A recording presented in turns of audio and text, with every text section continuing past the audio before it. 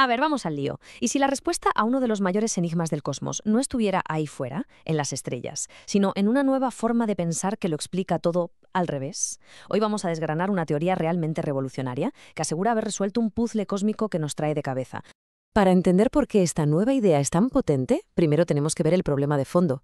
Y es que la cosmología, el estudio del universo, está metida en una buena crisis. Hay una contradicción fundamental que lleva décadas volviendo locos a los científicos. Y toda esa crisis se puede resumir en una pregunta que suena muy sencilla pero que tiene tela. ¿Por qué no hay manera de que nos pongamos de acuerdo sobre a qué velocidad se expande el universo? Esta pregunta, así de simple, ha partido por la mitad a la física moderna.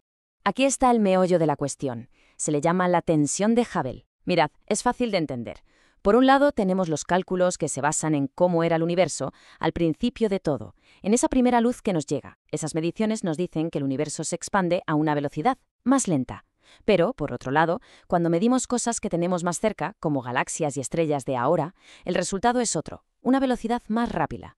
El caso es que los dos números, que se obtienen con los métodos más precisos que tenemos, no cuadran. Y eso en física es un problema muy, muy gordo. Y claro, cuando la ciencia se topa con un muro así, es cuando surgen las ideas más radicales, las que lo cambian todo. Y una de las más sorprendentes viene de un investigador de Costa Rica, Luis Fernando Conejo Chávez, que básicamente propone que empecemos de cero, que repensemos el universo desde sus cimientos. Y aquí está la frase que lo pone todo patas arriba. Su punto de partida es que el universo hay que entenderlo al revés de cómo lo hemos hecho siempre. O sea, en lugar de mirar y luego intentar crear una teoría, ¿y si primero deducimos cuál es la estructura lógica que tiene que tener el universo? Y luego comprobamos si la realidad encaja ahí.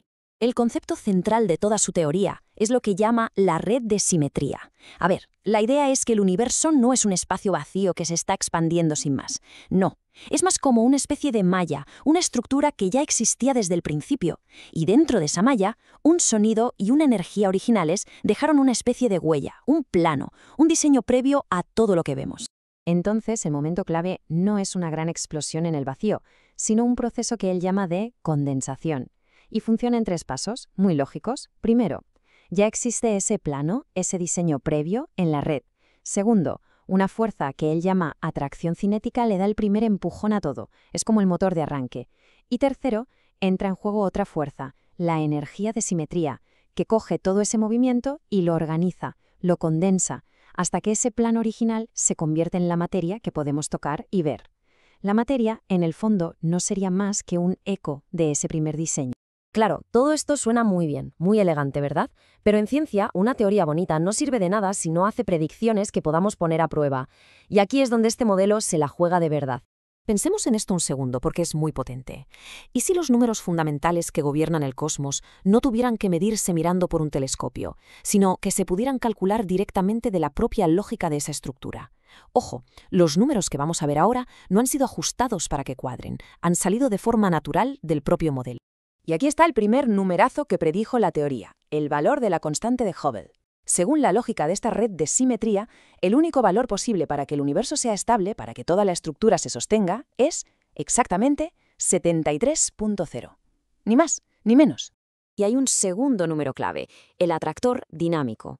Esto representa, para que nos entendamos, la fuerza exacta, la presión negativa que hace falta para que la energía en movimiento se condense y se transforme en materia sólida. El valor que predice la teoría es de menos 1.03, clavado. Muy bien, ya tenemos 2 números calculados a partir de pura teoría. Ahora llega el momento de la verdad. Vamos a ver si el universo real, el de ahí fuera, está de acuerdo. Vamos a contrastarlos con las mediciones más precisas que tenemos. La primera prueba de fuego son las oscilaciones acústicas bariónicas, o BAO para los amigos. Esto, aunque suene muy técnico, podemos imaginarlo como una regla cósmica. Es una de las herramientas más fiables que tenemos para medir la estructura del universo a gran escala. Y el resultado, bueno, es que el gráfico habla por sí solo. Fijaos, cuando comparamos las predicciones con los datos reales, el modelo estándar que usamos ahora mismo tiene un margen de error de 3,17 megaparsecs. Bueno, no está mal. Pero es que el modelo TESES, usando los números que calculó desde cero, reduce ese error a solo 0,11. La diferencia en precisiones es que es abismal. De hecho, la propia fuente que describe este hallazgo lo dice sin rodeos. Lo califica como la prueba de la precisión más alta registrada en este tipo de mediciones. Ahí es nada. Pero esperad, que aún hay más. La segunda gran prueba viene del telescopio espacial más potente que hemos construido nunca, el James Webb. Su increíble capacidad para mirar al pasado, a los inicios del universo, nos permite comprobar otra de las predicciones clave de esta teoría. A ver, la teoría TECES predecía que las galaxias tenían que formarse y madurar súper rápido, en unos 1.410 millones de años, porque su proceso de condensación es muy eficiente. ¿Y qué es lo que ha observado el James Webb? Pues bingo, ha encontrado galaxias ya muy maduras, muy formadas, justo en esa etapa tan temprana del universo. Esto es algo que los modelos que se basan solo en la gravedad, que es mucho más lenta, no consiguen explicar tan fácilmente. Así que llegamos al final de este viaje. ¿Qué significa todo esto? Pues nos obliga a plantearnos una forma completamente nueva de mirar el cosmos.